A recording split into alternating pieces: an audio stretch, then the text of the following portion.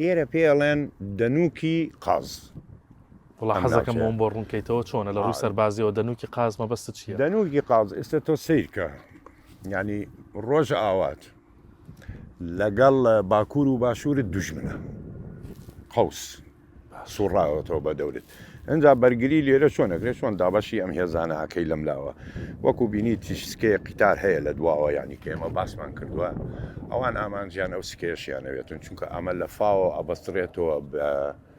مووسڵ بڵین بە منتیقی گوێرە ڕەتە بێتن مووسڵ و ئاودیوە بێتن لە لای حەسەکەوە ئەڕوا بۆ شاری هەتای کە بڵین شاری سکەندەرۆنە کۆنی سووریا سکەندەرۆنە سەناوی هەتایە بوێنانەوە ئەو سکێ قیتارە تورکیا بەرە ئۆروپا ڕوان ئەگەر هات و دوور بێتن ئەم ناوچانە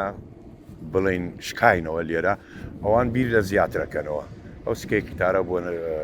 بارکردنی تانک و تەقەمەنی و تۆپ وەوانە زۆر بە کەڵکیان دێ لەبەرەوە ئەم خەتە بەرگریە هەبێ بەردەوام بمێنێتن نەڕوخێ.